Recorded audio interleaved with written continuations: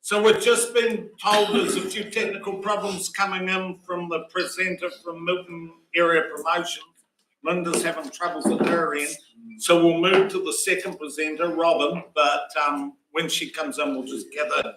You'll give me a yell, won't you, when she's coming through? So, okay, so our first presenter now will be Belkuta Community Gardens. Welcome, Robin. I'm not sure if you're bringing an entourage with you.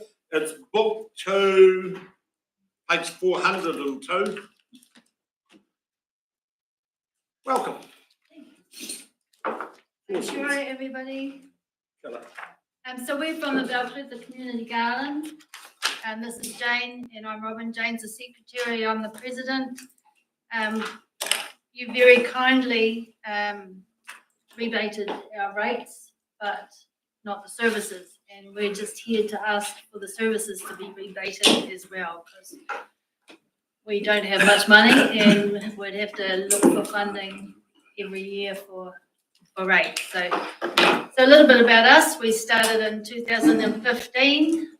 We supply about 10 to 20 families a week with veggies, plus also any surplus goes to the food bank or the pensioners. We've given food to St Mark's for their grab a plate meals. We've done cooking classes and provided meals for church cooking groups. We do education. Here we go. Excuse me. Sorry. Yeah, can you just mute the microphone until it's your turn? You can mute. Oh, I can? Okay, sorry. Pull up participants. Sorry about that too. Sorry, guys. So we do educational things with schools, with the scouts, with families, general public, other communities. We've talked to people about starting their own community gardens. We have volunteers and volunteers doing work experience. For job opportunities. Yeah. We've had PD workers working there. What else? Yeah, and so far, until the last year, we've been self-sufficient. So in the last year, the owner of the property has asked us to pay the services. So yeah, it's a bit of a struggle. So yeah, so that's what we're asking for. And yeah. Good Got effort, any team. questions? So questions, Councillor Finch. Thank you. Well done. You do an amazing job. I'm just a bit confused. You're saying the services on page 405, apologies, it's got total rates, $1,405. Is that what you're asking for? You said we paid the rates and you wanted the services paid. The rates are 100% rebated. Thank you very much.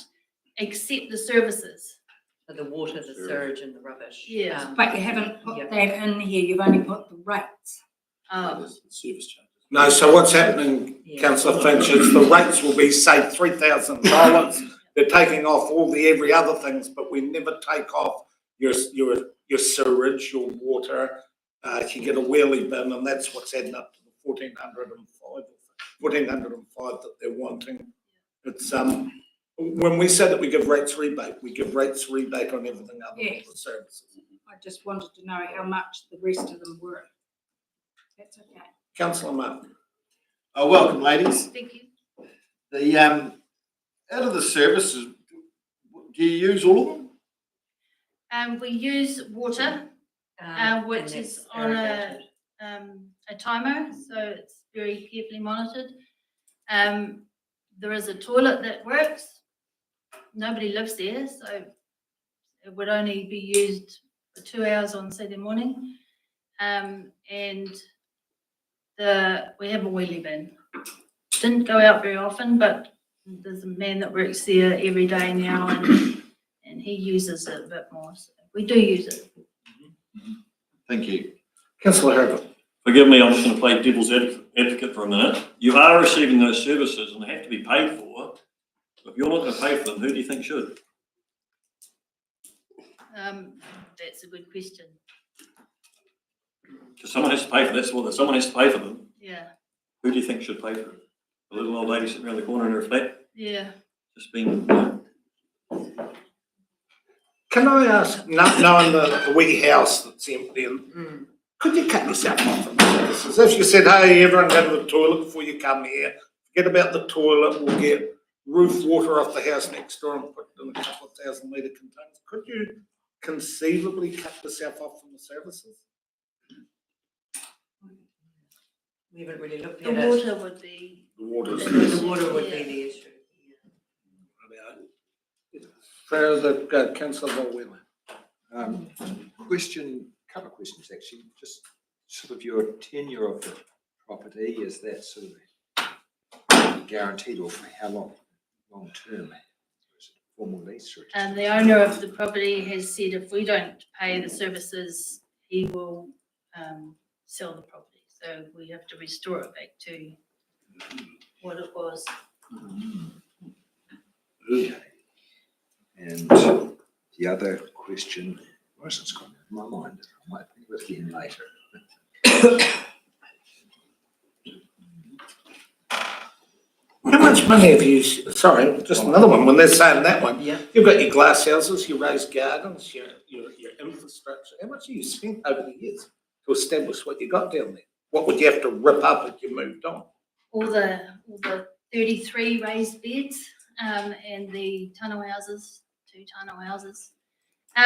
We've spent money on timber, basically. A lot of the rest of it was donated by the community. Yeah, we run on the smell of an oily rag, really. Yep. And we try and keep our expenses low with starting things from scratch, not buying too many seedlings, getting donations of compost and things. Yeah. I think councillor Volwell has remembered the second question. Yes. Do you have any income? From the donations, from what we get from donations and from grants we apply for. Yeah, so Yeah. donations, we have about, It's probably about 1,500 a year maybe, and our expenses are 1,800 or something like that. yeah, It's just not, and it's just not quite breaking even at the moment. It's low income, but it's not about, it is about the money, but it's more about providing the service to people. And there's some intangible benefits as well as the relational aspects as well of people coming along and also teaching people how to garden and stuff like that. So. Thank you. Councillor Graham, followed by McAtamney. Yeah, ladies, you say you could do away with the other services and the water is the only one. Has the neighbour not got a hose? Am I not allowed to say that? Through you, your worship, just that would contravene our water bylaw of supplying water across the. Oh, I didn't say that. Councillor McAtamney. Yeah, I just want to ask you, you mentioned before about the owner saying, look, he might sell up if he has to pay the rates, etc. So if that's the case and he's just donating the land, what would happen if he was to say depart this mortal coil? What happens to the land there? What's the status of the property? we haven't, got No. anything secured around that position really. It is tenuous, I guess, in that respect. But we just feel very privileged to have an individual in the community who is willing to donate a section for us, and we will make the benefit of it while we can. Councillor Finch. Thank you. Approximately since you've been going, how many people have you taught to garden that have actually gone home and done their own garden, do you know? I don't think keep figures on it, No. but how many would you say? we had a man, Michael, who was a volunteer, and he would talk to people every weekend about, he'd take them around and show them how to do stuff. He also did classes. I wouldn't have definite figures, but Would you say that the people going in to help and collect vegetables has gone down because there's a lot more out there that are doing their own gardening, though, roughly? Would you have an idea? I don't find the ones that come to help are the ones that need to learn so much. Some Jane. Some of the people don't have gardens themselves, and they really Yeah. appreciate the opportunity to, you know, to have that hobby. You know, some of them are pensioners in flats and they don't have the opportunity, Yes. or they tenants where there's no garden. So Yeah. some of the volunteers do that. So it's kind of hard to put a figure on that because people kind of come and go and float through. We have a core of volunteers who are pretty regular, but we also get people coming and going as their needs. Plus also we don't monitor what they do at home. Yeah. Yeah. But that's fine, thank you. Any further questions? If not, thank you, team. Thanks for what you're doing down there. No, cheers. Okay, I suspect we've got Linda now, have we, Beck?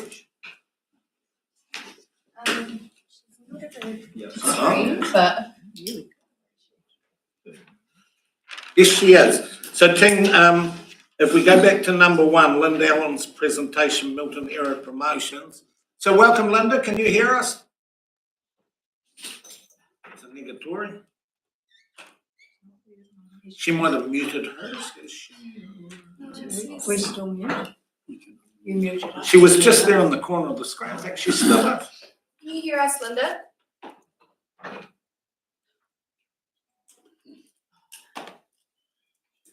Linda, can you take yourself off mute? Can I take her off mute? You should be able to. It's only got mute, but it's greyed out. Can she not see you there? Technology, All the Can you training. type in?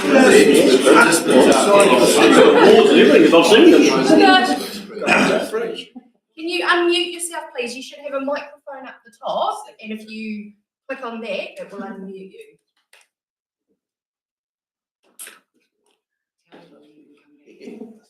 Kick her out.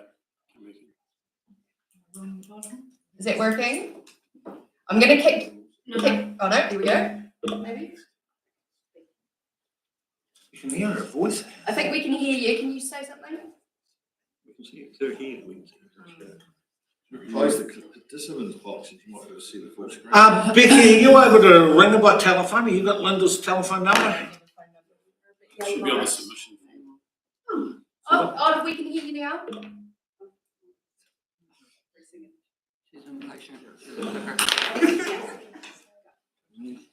The phone number's on the submission. That's me. Turning How many ring? Oh, yeah, no, the volume's right out. Linda, can you say something, please? We can see you now. Oh, there we are. There we go. Welcome, Linda. I think we're live and on air now, so welcome. Look forward to the presentation. The floor is yours.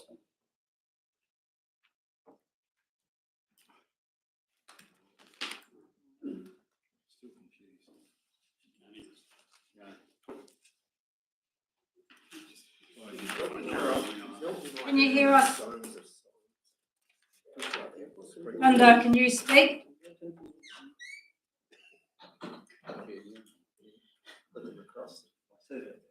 Linda, it's your turn to speak now.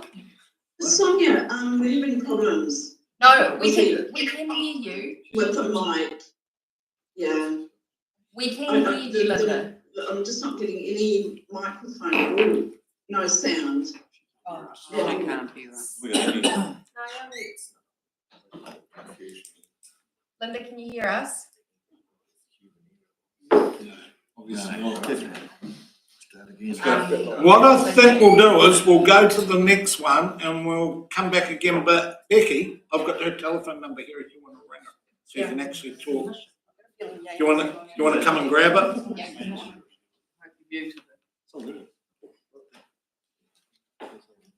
So, okay, we're now going to Coco Rugby Club, which is book 1, page 8. Welcome to Mervyn. Are you there, Mervyn? Oh, welcome, Mervyn. How are you? Sorry for the technical difficulties there, but looking forward to your presentation. Floor's yours. Thank you. Just a correction there, I'm also representing the Coco A&P Society as well. Sorry, that's your word. Yep. In regards to the grandstand at Milton. The grandstand, a little bit of history, the grandstand was provided to the community by the two clubs Book 2. some years ago, and around about 6 years, as closely as I can tell, by fundraising and working bees, etc. It's served the community very well since then and needs to be maintained. We have recently undertaken in 2 stages quite major maintenance on the floor, roofing, etc., which we have fundraised for. Exhausted air funds as well as many other funding organisations. We consider that the grandstand is a very valuable asset to the community. It's used by a large number of people who, for sporting fixtures, A&P shows, etc. It provides safe undercover seating at any time of the year. It's accessible all the time and at no cost. The recent repairs that we've done have completed the major maintenance that's required. Looking forward, we're looking at minor things.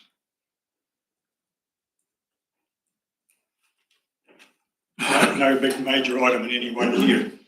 We'd like to ask the council if they would be prepared to support us on an annual basis for an amount that could be used for minor maintenance to keep the building up to standard.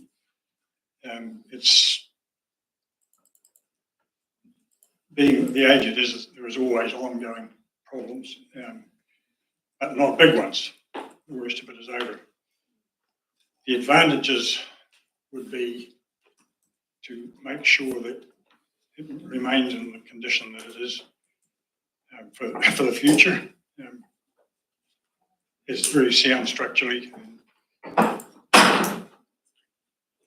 and we would request that maybe could the council consider providing an accessible annual amount that could be used as needed to keep up with those minor things.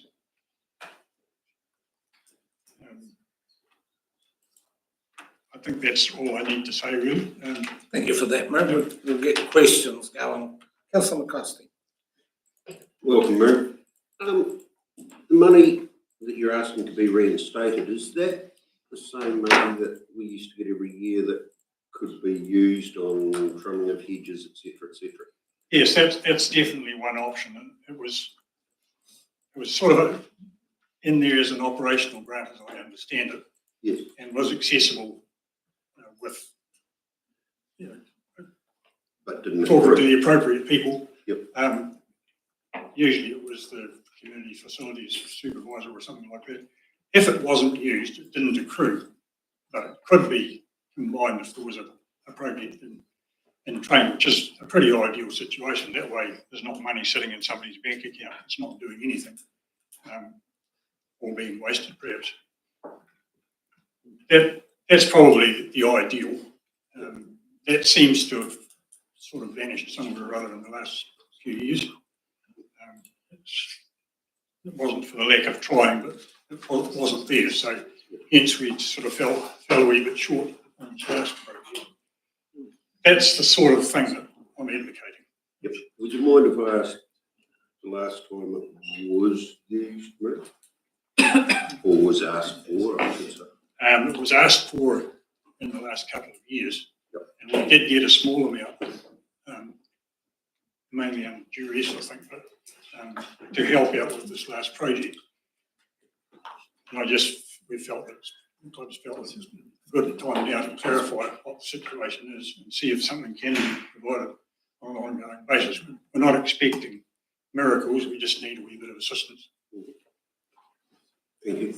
Councillor Herbert, followed by South. Thank you, Worship, and thank you for your submission there, Miriam. Just a quick question. Given that the grandstand's open to the public, has there been any seismic assessment or earthquake strengthening of the building, or do we know how the NPS rating of it is or anything like that? Or?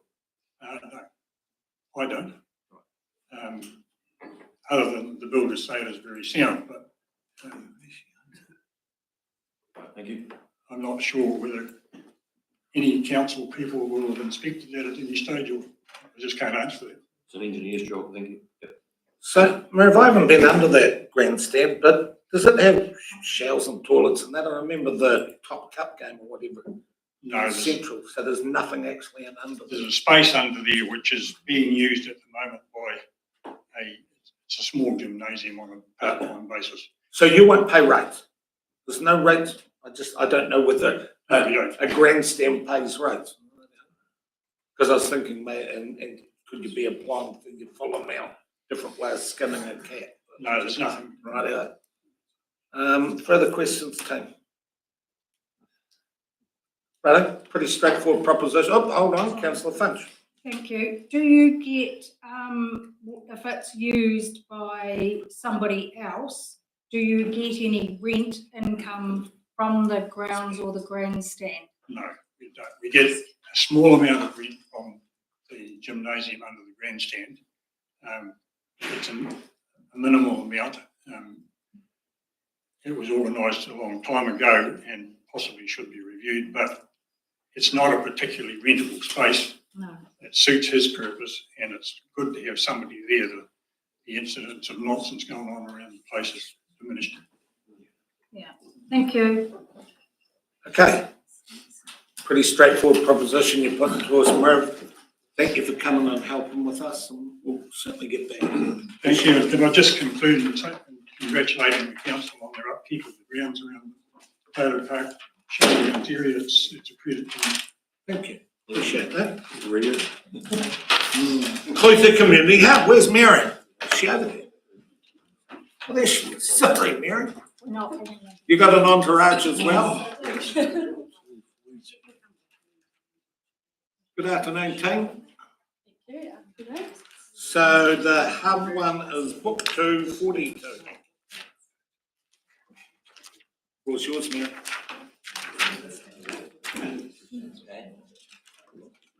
Good Castle.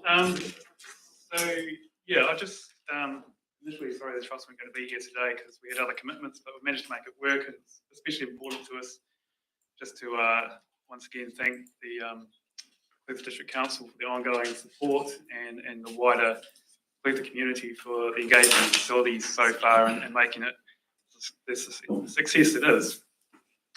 So I'll just quickly do a bit of a recap in support of the application and pass over to Mary for the operational side of the facility. So the trust was formally registered in August 2018. The building formally opened in 2021. Formally opened in August 2023. It was a combination of approximately 29,000 voluntary hours over a 6-year period. The Trust is extremely proud to have delivered a $24.7 million facility under budget, 100% equity funded, and servicing no external debt. Looking up the road, we've got a similar size facility in a single story, no less, and the earmarked to be $45.8 million at this point. It was a challenging project, having to weigh up the facility's functionality over outcomes for the district, such as supporting the local farming community with wool and tiles, and the ongoing operational costs with the likes of provisioning solar panels in the facility. It's been a fantastic project, and it's been a great working with local Calder Stewart from the construction stage, and the process with Octa was fantastic as well. Surplus capital funds were put towards the operational budget to cover the operational anticipated deficit until the facility was fully tenanted. And aside that, we've also been put aside a contribution for the ongoing development of the War Memorial space. We're still forecasting a deficit until the final tenant space is leased.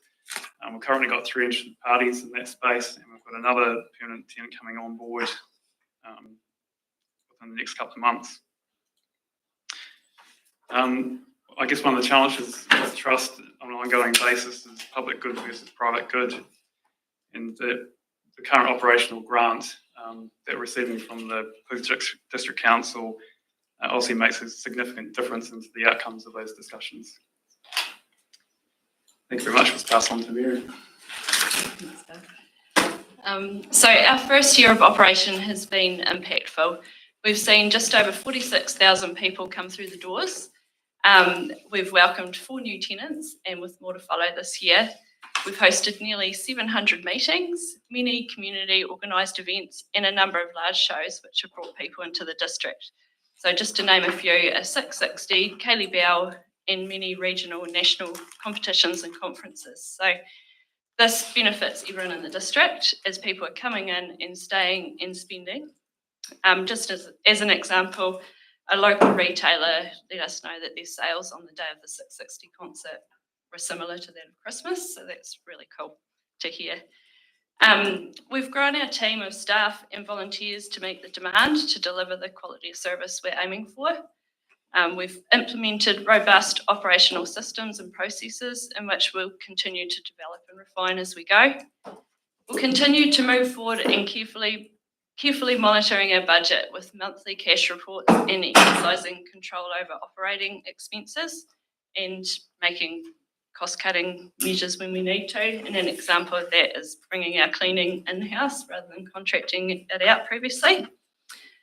We've seen a steady stream of visitors come into the facility that have stopped in Balclutha, especially to look through the building. So it encourages visitors to stop and spend time here who might have otherwise passed through.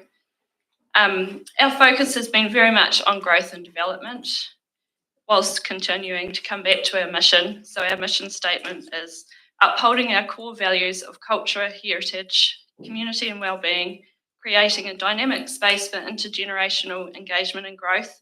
We create a space where generations unite, honouring our past while shaping our future. So it's been really pleasing to see the cultural diversity represented in the use of the facility as well, with a number of events and local community groups meeting. Looking forward, so our key areas of focus moving forward, and Dale's touched on some of them. So projects, so our War Memorial wing development, the local mana whenua storytelling, and enhancing the visitor experience. And you'll be able to refer to our impact report with more information on that. It's also, we've got it hung on the wall, our plans there in the War Memorial, just beside the eyesight. Financial sustainability, so filling remaining tenancies, continuing to grow the co-work, and the venue hire rental remains a key priority for us. Leadership around development of community initiatives, policy development. As you can imagine, we're new, getting established, so we've got a lot of that to do. And currently a review of the trust deed is being carried out now that we're in the operational phase. So there's a lot of work to do. We've achieved a lot in the first year, I think.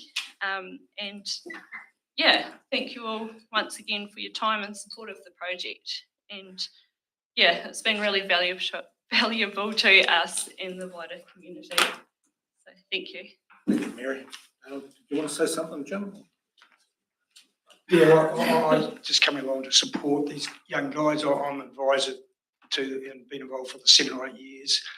Huge project for this community, and the reason why I got involved was the young people were driving it, had this vision, and we're seeing this fantastic building there. So it's a work in progress still, but really excited for the Kilifi district community. But I'm here to just provide support and help answer any questions that may come from the floor. But yeah, so it's my presence. Brilliant. Thank you. 10 questions.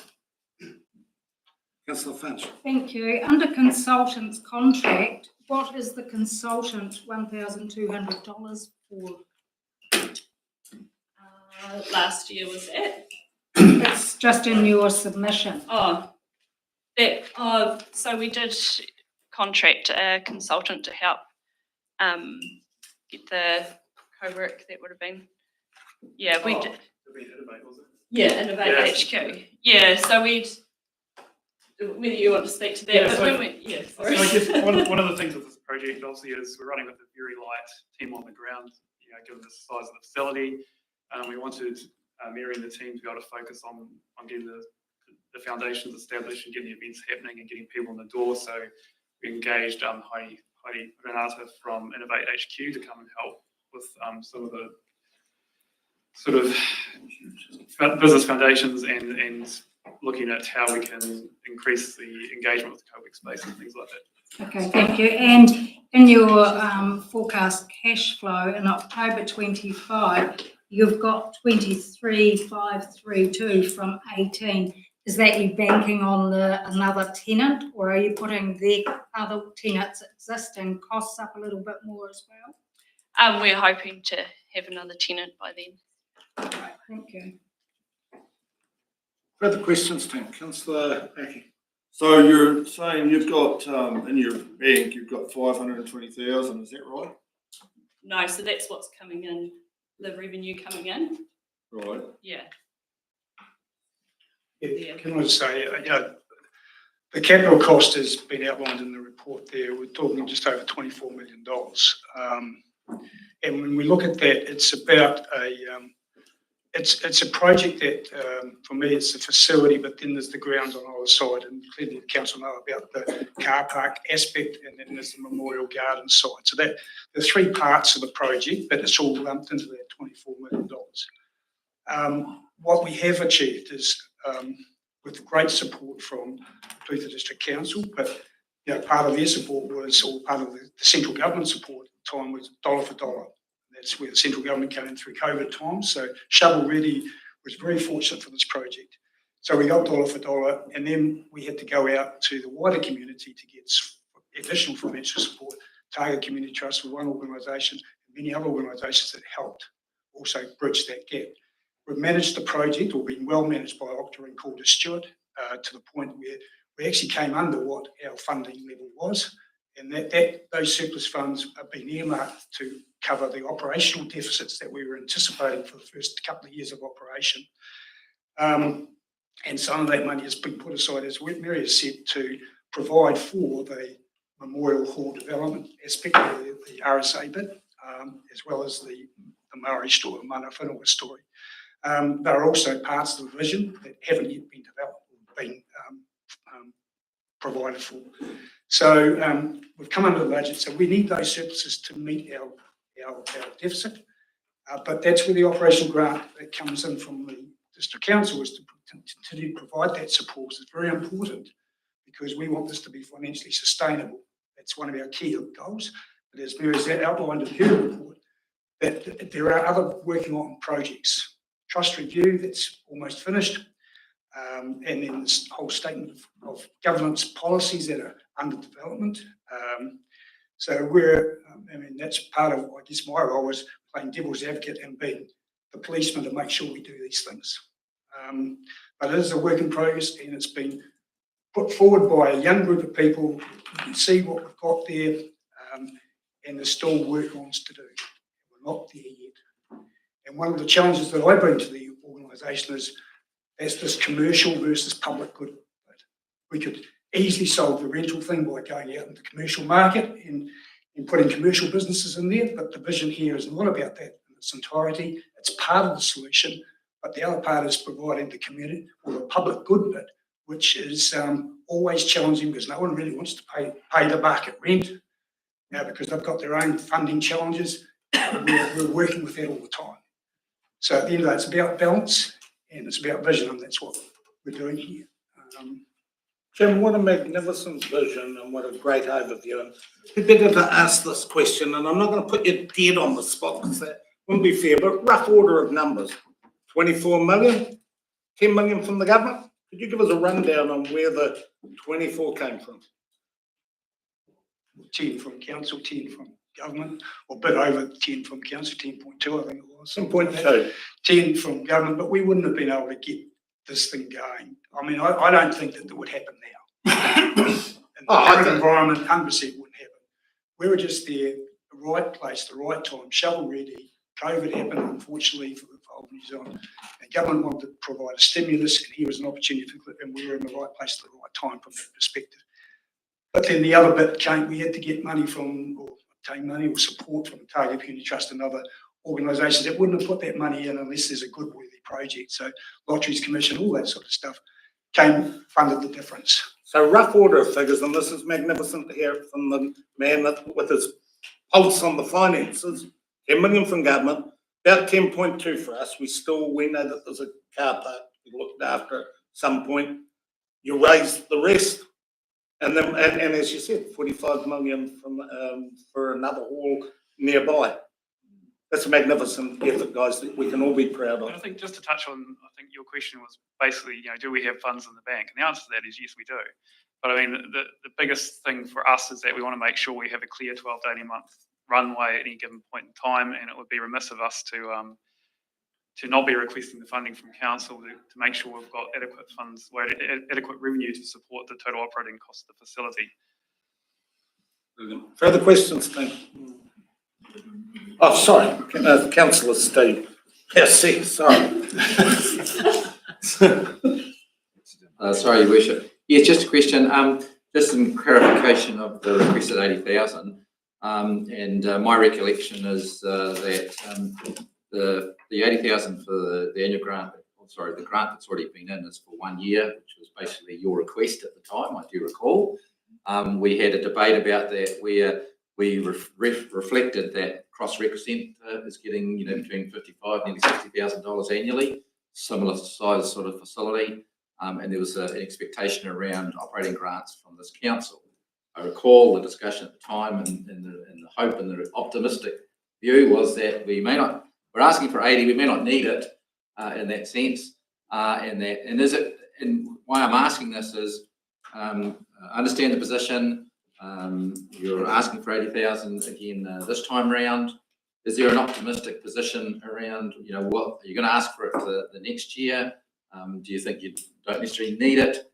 And I put that in the framework around the fact that we are supporting and expected to support a facility like Cross-Rec Centre annually, and that. But you've always been looking at it and suggesting that you're going to wean off council funding.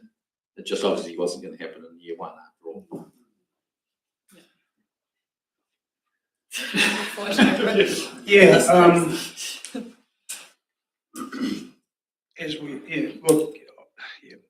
We do need financial sustainability is our objective. And what does that mean? Well, it means not having council requirements or support there. I guess, and it is a work in progress, man. That's where we want to get to. But then they were also balancing the greater good of bringing people in the area and the spin-off of all that and providing facilities for those non NGO organisations that participate in the building and play a key role in there. So financial sustainability is there, and we're knocking on that door all the time about the importance of that's the reason why we've brought the contracting in-house to go outside. So and I look at that Cromwell scenario where they're talking 45 million building under construction. They're talking about a $1.7 million expense of operation in the first year and $100,000 of revenue in the first year, and this sort of stuff. So, and it's a direct comparison because they're talking about the same size facilities, same theatre, 400 seating capacity, all that sort of stuff. And I kind of think, well, we've done it right, but we're still not quite there yet. And financial sustainability is our final objective, and that's in the top priorities of direction for us. Councillor Catherine. Through you, Bishop. So this, our latest, your audited report is to obviously June 24. We're hitting May 25 tomorrow, and you've got a deficit showing in July 25. Is there any opportunity that we could get an update of where we're at actually now? I think that's yes. Something close. that the additional? Financial reports. Yeah, the Yeah. financial Yeah. reports, there is the cash report which records the actuals up to date. It's not the annual report as such, that's the full annual report that goes to the Charities Commission and is registered. The forecast. Cash flow for 2026. On page No, what I'm 46. saying is, this year, going forward, July 25, what I'm saying is from 30th of, this year, 30th of June 24, ended, what's happened between June 30 and today? 46. To the end of March. Page 46. Oh, good. Sweet. Further questions, Tim? If not, guys, all the way through there, financial sustainability and so that ethos and the spirit. Every time you go down there, it's an uplifting experience to walk in the building. You should be proud. Cheers. Thank you. Have we got Linda? Where's Ben? Oh, I've left this on your front desk because I couldn't get hold of her on the phone. I think her problem was her computer volume was down, but yeah, she was just gonna dial in if she could. So you haven't heard any more, so we just keep on track. Just keep track. Okay then. So that means Trevor. Welcome, Trevor. So Trevor's book 1, page 73. Welcome, Trevor. Yeah, Thank you for coming and assisting us. You've been waiting there a while patiently. Looking forward to hearing what you've got to say. I know. Thank you, Brian, and good afternoon, Mayor and councillors. Last time I addressed such a large bunch of elected representatives. Next year, I'm guaranteeing there'll be a few less. As I put in my submission, the indication that rate increase is going to be 16%. I just wish that for the benefit of urbanites, you'd actually put a bit more detail, as in country folk, probably 10, townies, probably 26% or greater. Also, what I was lacking, I did see online, I think the day council ticked the box for the consultation document, there was rates examples, but I couldn't actually find any of those. So again, it's awfully handy if you're a resident in WAC, so you can sort of compare how we're sitting. One of the things I always hark back to is UAGC keeps going up, knocking on probably $900 this year. And one of the things that affects that is libraries. I think from memory, $227 a year. As I said in my submission, 2.5 mil on libraries, unsealed roads, 2.5 mil. It's a lot of aggregate. Bridge renewals, 2.8 mil.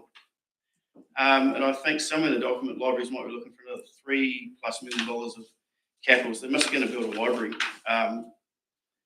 And whether they have actually considered the library department cutting back a little bit, I see clearly the development's cut back from 195 to about 140, I think, 135, 140. So they've chewed 30% off in these times, as Jim Johnson just said, tough economic times.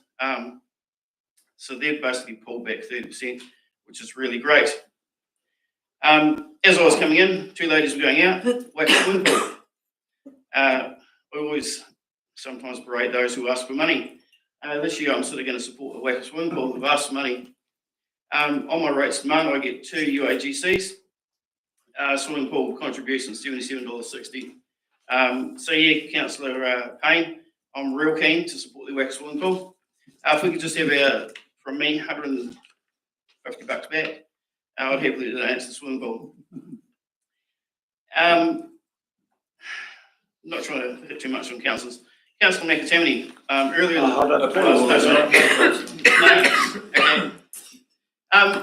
It was, okay. Having sat through a few submissions, you got folk coming and asking for cash. There's a previous crew, I think they might have been previously called Malcolm Trust. When you come in and ask for contestable funding, sometimes the lack of detail is maybe the problem. And I saw it last year with 2 or 3 organisations.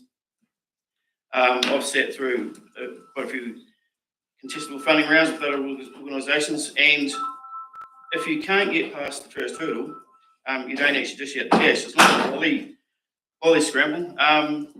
And borrowing to pay grants, I'm pretty much against that. If you want to give someone a grant, please rate us for it.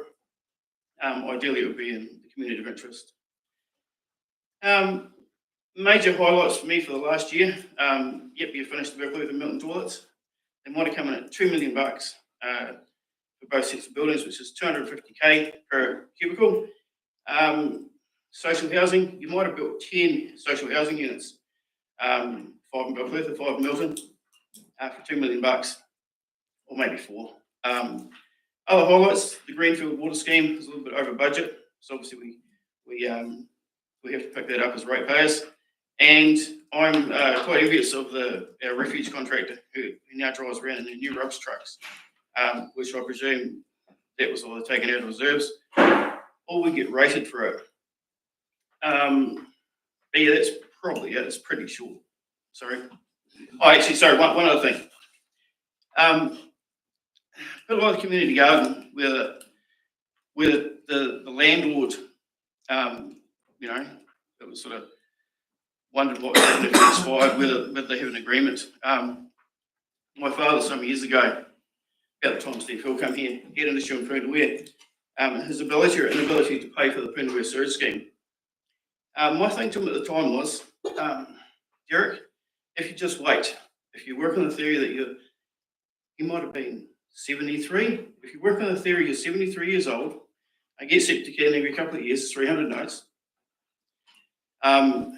You're probably paid with $3,000. Sorry, $1,500. Yeah, sadly he expired, or he now resides in Berkeley Wool Cemetery a couple of months ago. So that's one way that you can get out of paying rates. It's now paid by the Family Trust, which is me and my sister. But yes, he was pretty distressed as an old guy. And when your son rocks up again, it's like, how am I going to do this? What's your solution? My solution was pay the minimum amount or pay nothing, because in time, okay, you may not be around to pay it. And even like in our community still, there are folk who are doing it pretty tough. They won't tell you, but if you know who they are, hey, a kind word, a bit of help with something, be it firewood or a bit of meat, it can go a long way. But yes, we are facing interesting times, and yeah, hopefully councillors would use this opportunity as an election year to have basically a rethink of whether they are in it to continue the same, whether they have the ability to come in with a new mindset and affect change. 3 waters is coming in, it's inevitable. I happily just pay the rates.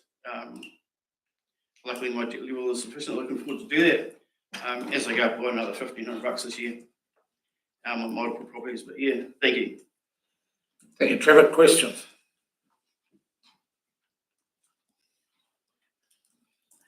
You can't have silenced us, Trevor. No questions, then. Am I allowed to ask what I was going to Christmas? What's that? Am I allowed to ask what I was about to cut for? Oh, why would you do that, Simon? I'm going to say no, because we keep the personalities out of it. Yeah. So if there's no, well done, Councillor Martin. Trevor, yeah, thank you for your enlightening submission and the commentary at the end. It's quite entertaining. But a question for you, Trevor, now that the councillors are going down to 9, have you considered running yourself for the Captain's Ward? I've probably excluded myself doing that actually. Yeah, having provided promotional material for another organisation. That was one part of the deal, and it wasn't the CDC. Yeah, unfortunately. So I take that as a no then? Yeah, it's a no. The questions we ask. Right, Jane, maybe I won't ask for any more questions. Trevor, I think your heart's in the right place, and I always appreciate hearing from you. It's always good to hear that. Thank you for that. Thank you. Got something else to speak. Okay, all the best. Lawrence Cultural and Heritage Trust. Oh, is that you, Roger? Welcome, Roger.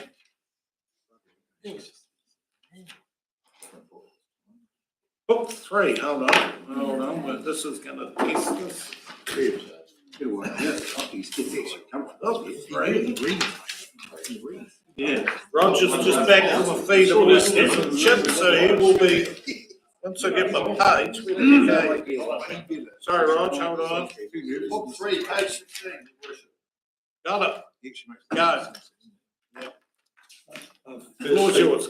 Firstly, we've got a wee bit of additional information. Are we allowed to pass that around? Yes. How many pages, Rog? Pardon? 3, so you're 150 short. Don't want to do that, and I'll just. Is it okay if I get you to take one and pass along? Yes. Thank you. Okay, obviously you all know who I am, and the hat I'm wearing this afternoon is for the Lawrence Heritage and Cultural Charitable Trust. And this is Simone Budge, our secretary, who penned the submission, but we're all united behind it. So firstly, we'd like to say well done to council on bringing the Heritage Toolbox idea to the table. I know a lot of the work was done with Mike and Goldsmith, and also the Lawrence Tuabeka Community Board had a fair role to play in this. So I'll let Simone talk to the thing that's been passed around, but just briefly, heritage buildings are a big part of our connection to the past, and our group is all about preserving the past for future generations to enjoy. So heritage buildings obviously is the physical thing we can do around that. I know you've had a lot of heritage groups here today seeking a few things. Well, I can put my hand on my heart and say we aren't seeking funding. So we're just here to support this, and we do have some questions that are highlighted in our submission. So once Simone's finished, we're happy to answer. Kia ora and good afternoon, everybody.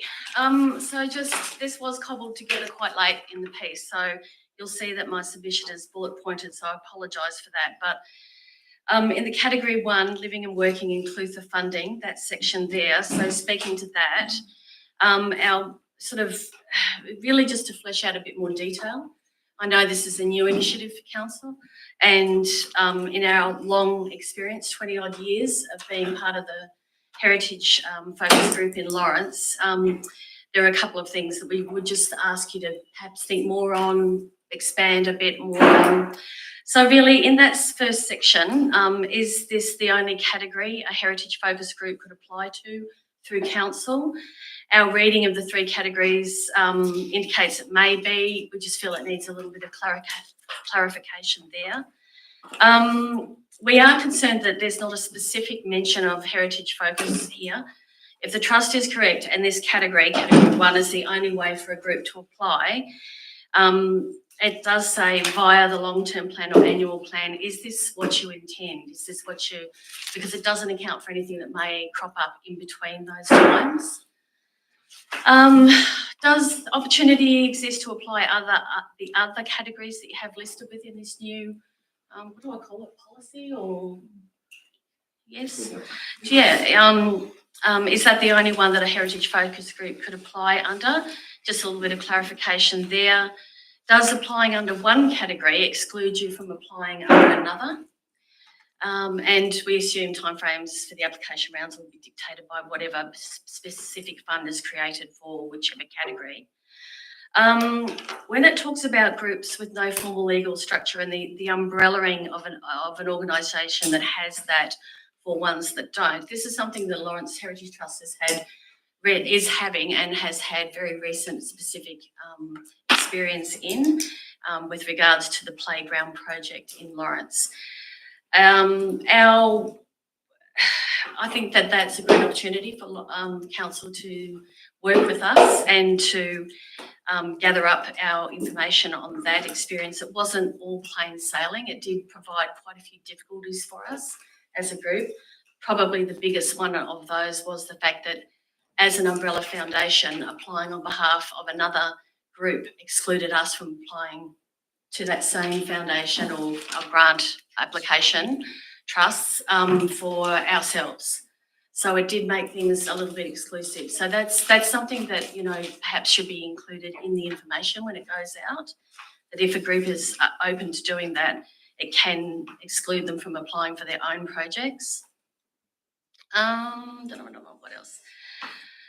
We are willing to workshop, sit in, talk, expand on these and talk more about better ways, better pathways to go ahead with the umbrellaing process if council wants that from us. There's a section about conflicts of interest. Obviously, we understand that we must have transparency, and conflicts of interest will arise in small working communities, rural communities. We support this, but we would really hope that just the mere fact of many volunteer groups being so small, it is almost inevitable that it will arise that you will have a group so small that anyone that touches the council in any way has to exclude themselves from a voting position within that group. So that then could give rise to the fact that you don't have a quorum, so you can never make a decision. That is something that could affect us as a group. So I'm sure that in the future there will be other groups who will similarly be affected. So that idea, although the transparency in the declaration is correct, it needs to be there. There needs to be some kind of other tool, perhaps, thought about there, if that's possible. I'm not sure about the legal side of that. What else? Oh, the application form. The form itself does not have a section where an umbrella funding organisation would declare itself to be such, and it probably should. And I only saw heritage mentioned once specifically in the document. Should that be more than once? Should it be more orientated towards that, if that's the main focus of the policy? So apart from that, we're just here to say we think it's a great idea. Those pictures that I've passed around probably give you a great idea of what we have been able to retain despite having absolutely no power to help, hinder or reward people for maintaining their heritage facades. The physical heritage that we have left in the Clutha district is really important to maintain. Catlins talks about its natural heritage. We have the physical built heritage out Lawrence Way. It's why people come to our town. And we need to retain that, because without that we will lose lots, and not only tourism opportunities. So anyway, that's it. We'd love to work with you if you want to have us. Thank you. Thank you, Simone, and thank you, Roger. A lot of questions on there, Simone, and they will be answered when we I'm get sorry back. about But it goes one step more than that to me, that it seems that we need to have a discussion, a sit down and a talk, the two-way. So I'm trying to think, who's the conduit? Is it the community board? How do when council comes to have this conversation with you, is it the group or is it the wider community? How are we doing this? Well, today it was the community board that were the initial drivers of it, but the Lawrence Heritage Trust has been part of that consultation process, so we've been able to see a lot of the documentation and how the discussion's been developed and how things have been developed through council. So it's sort of a wee bit piecemeal. We haven't sat down with a face-to-face discussion, but we've been getting the relevant information and commenting on it, hence our submission. So, and that's fine, but I mean, I think you're right, we should sit down with a group like ours. There may be others in the district as well. I don't know. That could be quite beneficial. I'm just conscious quite a few years ago, we had a go on this and we stumbled. And so how do we get the liaison? That was the development of a specific heritage precinct within Yeah, Lawrence. that's different. Yes, a little bit different. So now we think that it should be not just limited to certain geographical areas. It needs to be about the buildings or the places. And so, as we were talking on the way over, it's not often about something that has a building on it. It may be an area of significance to Māori. We haven't even touched on that part of things yet. So there are places as well as spaces that deserve some kind of recognition and protection, and that extension of that protection is bylaws. So we must have some teeth. And soon. Councillor Herbert. Just a quick question out of interest. Do we know what year that is? 1910. 1910. Thank you. So your grandfather would have been down the street. They'll be, so do we know if they're power poles or telephone poles? They are gas Yeah. lights. Gas lines. No, the lines. Oh, The sorry. lights on one side, the lines on the other. Would they be Okay, power well, or? my copies. Oh, West probably the Italia beginnings is of the next one. electricity. Huh? The beginnings of electricity, I'd say, yeah. I've heard about it. Never seen it. Isn't made here. Right, any other questions, councillor Martin? Oh, once again, thank you, Roger, and thank you, Simone, for attending today and presenting your submission. And thank you for reinforcing when other fellow councillors hear me harping on about the historic values of the Clifford district, and it's not just limited to Lawrence. But by Jove, it does look great, doesn't it? Well done. Councillor Martin. Your question was? Question? Oh, yeah. Right, the next submission. I think you guys finished today. Thank you. We do, we're about to die. Is there any more questions? If not, thanks, team. Just in conclusion, Your Worship, if I could, a lot of this is around taste a little bit.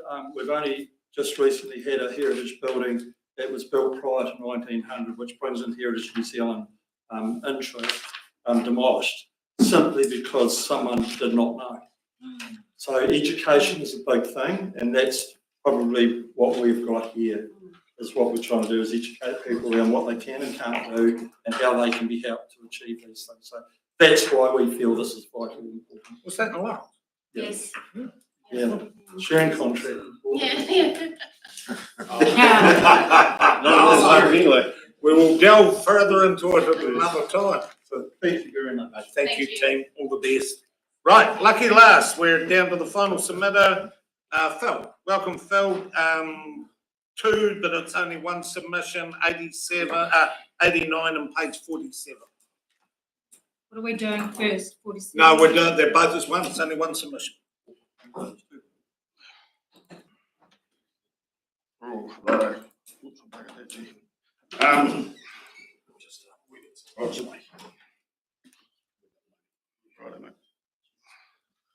Well, that's a bit of a different sort of a day because my day's gone sort of sideways a wee bit. I broke my glasses and I've broke my phone now, so I'm just going to make do. I won't hold it up. I know you've had a long day, so thank you for giving me the time to speak at the end here. Basically, we're all here. It doesn't matter what submission you're going to do anywhere. It's all about money. That's what it's about. It's about some people wanting money, some people have got to pay for it. And everything we're seeing in the community at the moment is a reaction to that. There's been some bad reactions, there's been some different sorts of reactions, but that's the reality of what's going on.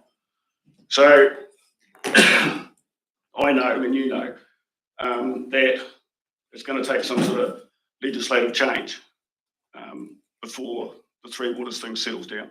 We can't do anything about what's going on from the government.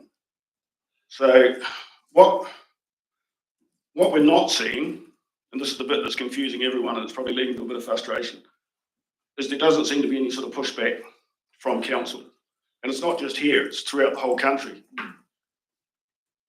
There's a formula on a road. When a road claims a certain amount of lives, it's got to impact the community in such a way before they'll change a corner or change a stoplight or something like that. The Three Waters legislation that's come through, and we feel a bit ripped off, to be honest, because those of us that didn't want it still don't want it. But the incoming government sort of didn't help us out. What we're seeing, 3 people died in Havelock North years ago, 10 years ago. And it's caused all this trouble that's going on. There hasn't been a hell of a lot of people dying from drinking contaminated water in the last 10 years. The point I'm trying to make is, over that time, every single council in New Zealand's been impacted by what's going on, but there hasn't been a combined effort to push back against it. Not that we're seeing a great, where's the 65 mayors or 67 mayors or whatever it is, signing a petition saying that you're going to cripple our communities. All these people are taking, and I'll take responsibility for some of that. People are taking their frustrations out, possibly in the wrong way, highlighting different things. No one's begrudging anyone a swimming pool in Milton. And I listened to, I just sat down in the back there now and listened to some submissions from brilliant people that are trying to support their communities. and they're doing nothing wrong, but there'll be people that are saying we can't afford rates. So they're going to say we don't want to do that, whether they do or they don't. And that's the reality of what's happening. So what I don't understand is, and a lot of people don't understand, is where is the big pushback? And that's really the guts of my submission, because essentially that's where we're at. Councillor Finch. Thank you, Phil. Originally, did you put a submission into government on the three waters? I've put submissions in every week to something. So we also did that so many times. We fought back, and it's really quite frustrating that we have tried as a council and damnedest to do something about this, and it's not being recognised. We have never just sat back and accepted this. We're really concerned about our ratepayers, extremely. But what else do you think we can actually do about it that we haven't already done, please? What you want to do is get everyone together for a start. The whole lot of you is one great big heap and say this is no good. You know for a fact that we're going to treat millions of litres of water to feed stock. I mean, that's ridiculous. In a rural community, we've got one of the lowest amount of people living in an urban setting. But the amount of water that we're actually going to consume to go through all that money to feed the stock seems ridiculous. Do you know if we don't follow what central government says, that we will be fined, and that then also comes back to making the rates way, way much higher as well, eventually in the long term. Yes, I'm well aware of that, but I'm also well aware of the fact that the fine probably isn't going to exceed what it's going to cost to do some of the stuff. And that's the truth, but I'm hearing what you're saying. But where is, I mean, we've got the newspaper man here. Why is he not saying this? It's, you know. It has been tried, obviously. So I've got a Very question, frustrating. Phil. Could you name a council in the South Island that's done more than us over the last 6 years to fight against three waters? To get the right thing for our community? Can you name one council that's done more than we have? Well, you see, that's not what we're seeing. We're seeing compliance. We're not seeing people pushed down. You're fighting to comply with what, and that doesn't matter what government's in there. As a council, so to get into a question, we have to follow the government of the times legislation. Yes. And that's what we have done. But in the fight that we originally were looking like we were winning, in 2 months' time, this council is going to have $41 million in the bank, no debt, and no future legal or financial liability. There were people driving around this town with the trucks saying, stop three waters, that took that away from us. You were driving the truck, Phil, you must know, and then to come back and say to us, so I ask you, you took away the solution. The solution no longer exists. So what do you now see as the solution? I just told you. Well, it was me and probably 2 million other people doing the same thing. It wasn't just me, for a start. But the solution has got to come from central government. There's got to be a legislative change so that you don't have to do what you've got to do. That's the simple solution. So we need to fight against that. We need to push into that. That's what, and it's got to come from you guys. You guys are our representatives. We're not seeing it. Once again, I ask you, is there a council in the South Island? Is there a council in New Zealand that's fought hard? I'm not sure. Okay. Well, you're saying that we're not doing anything, so tell me someone that's fought harder.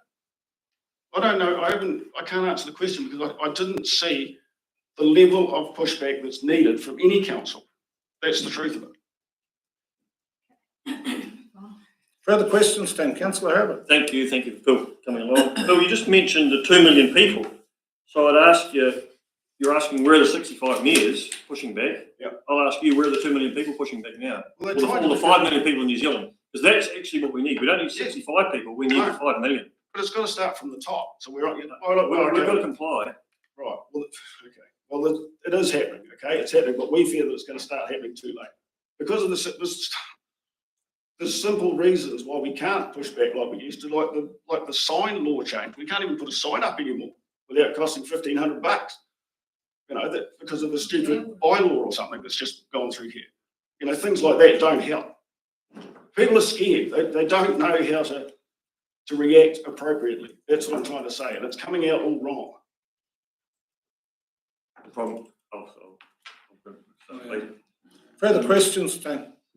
But just one, Your Worship, I'll just please say, Phil, in terms of wanting to enlist the population behind you into something that's important, we're aware that the submissions for the regulations, the water regulations for that Child Maraharai enforce and regional councils enforce, have just, I think it's just closed, I think it is, Jules, just closed, where they're looking at doing some of the things that you were talking about, but my reading of what's being proposed is nowhere near, a complete reversal of the regulation requirements, and that would have been a fantastic opportunity for. I put a submission into something like that. People, that's what I'm asking. Is that would be a really important one, because that would be key to what you're saying.